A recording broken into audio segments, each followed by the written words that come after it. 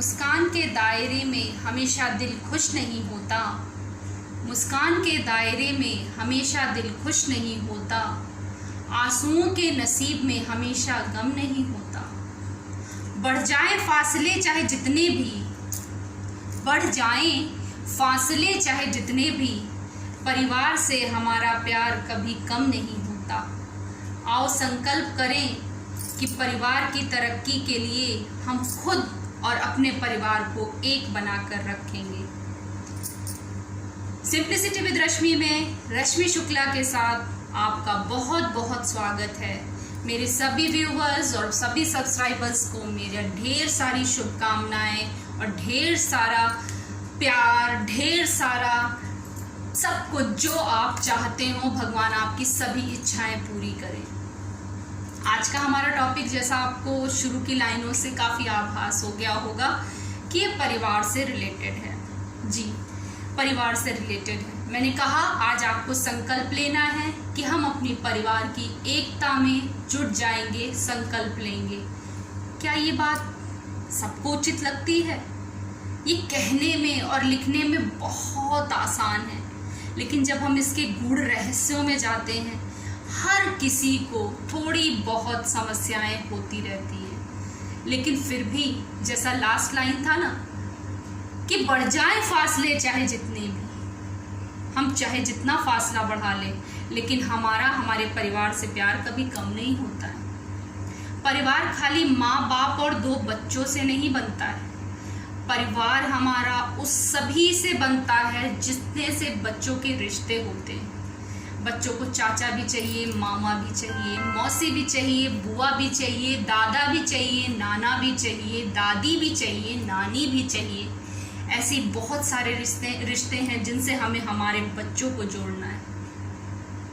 क्या हम कोशिश करते हैं? जी बिल्कुल कोशिश करते हैं। आज के नए ज़माने में तो लोग बहुत जागरूक हैं और इस तरीके के प्रयास में रहते हैं कि हम अपने बच्चों को अपने परिवार से जोड़ कर रखें। खैर, ये परिवार का टॉपिक था, लेकिन आज मेरा मेन टॉपिक है जायदाद का बंटवारा क्यों ज़रूरी है। आपको लगेगा इतना बड़ा टॉपिक पे मुझे क्या ज़रूरत है बोलने की, लेकिन ये बड़ा टॉपिक नहीं है। ये हर एक के लिए बहुत ही ज़रूरी टॉपिक है। क्या आपने कभी जायदाद की डेफिनेशन यानी परिभाषा के बारे में सोचा है? जी, जाय यानी जिसे जन्म दिया गया है, दा यानी पिता या दादा। पिता या दादा अपनी खुशी से अपने बच्चों को जो प्यार या जो गिफ्ट देते हैं, उसका नाम जायदाद है। ऐसा किसी बुक में नहीं लिखा है। मेरी अपनी भावनाओं ने, मेरे अपनी सोच ने इस बात को बनाया है। मैं यहाँ क्या बात आपसे करती हूँ, मैं किसी भी बड़ी बात को सिंपल तरीके से आपके सामने रखती हूँ। कुछ लोगों के लिए बहुत बड़ा टॉपिक होता है, उसके लिए ये जी जान लगा देते हैं कि मुझे मिलना चाहिए, मेरी चाहे जान चली जाए, ये मेरा होना चाहिए। लेकिन नहीं, जब व्यक्ति मक्कार और निकम्मा होता है तभी इन चीज़ों के पीछे भागता है, और एक मेहनती व्यक्ति कभी इन चीज़ों के पीछे नहीं भागता है। ये तो रही मक्कार होने की और मेहनती होने की बात, लेकिन जो हमारे बुजुर्गों को और हमारे माता पिता को करने का अधिकार है, वो उन्हें ज़रूर करना चाहिए। आपको पता है, रामायण में इतना बड़ा युद्ध हुआ, लेकिन कभी उसमें परिवार नहीं लड़ा। क्यों? क्योंकि वहाँ परिवार एक सामंजस्य के साथ चल रहा था। श्री राम जी के परिवार में कभी भाई भाई की लड़ाई नहीं हुई। क्यों? क्योंकि वहाँ सामंजस्य था। जब वहाँ जायदाद के बंटवारे की बात आई तो वहाँ पर भाई उनके पिता थे नहीं। राजा दशरथ की आकस्मिक मृत्यु हो गई थी। वो किस दुख में थे या किस दुख को उन्होंने झेला था, ये हम में से किसी से छुपा नहीं है।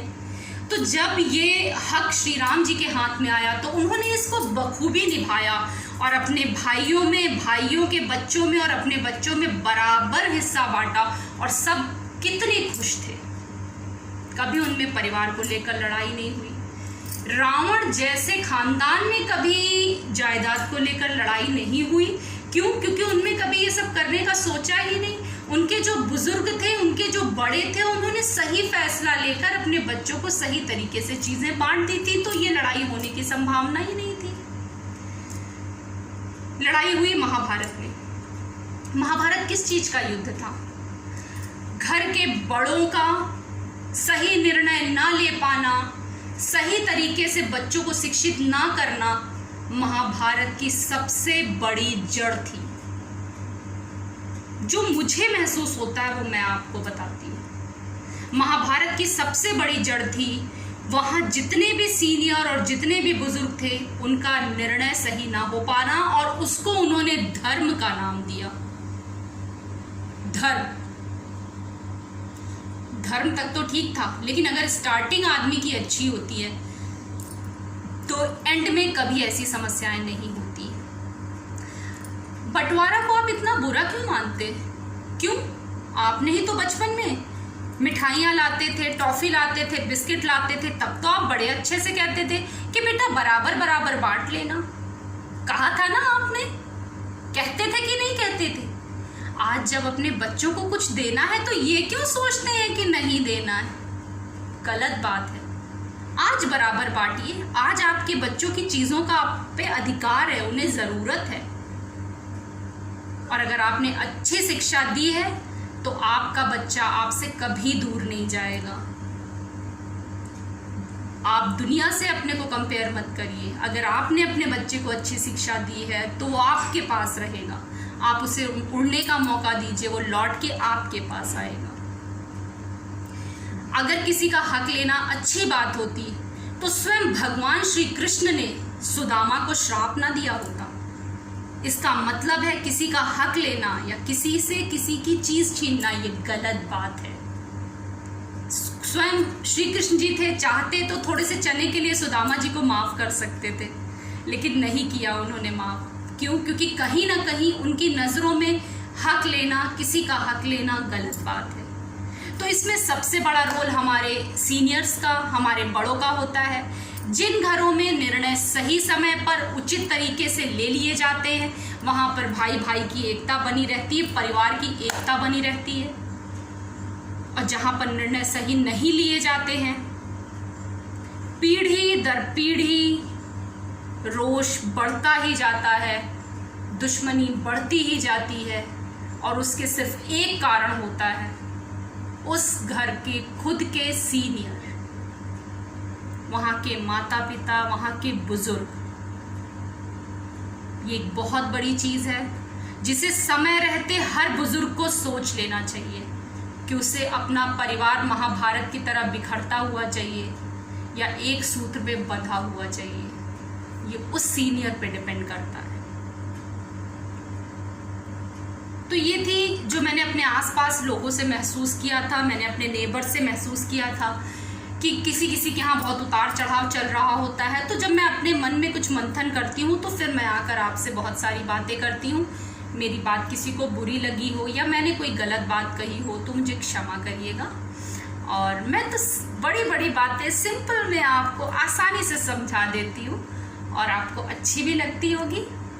नेक्स्ट टॉपिक मेरा बहुत इंटरेस्टिंग है, तो वेट करिए टिल संडे। ओके, सेफ रहना है आपको, क्योंकि जिस ढंग से हम देख रहे हैं लगभग 3.25 लाख कोरोना पहुंच चुका है। और आई थिंक लोग सोच रहे हैं कि लॉकडाउन फिर से हो सकता है। मेरे भी शहर में काफ़ी फैला हुआ है।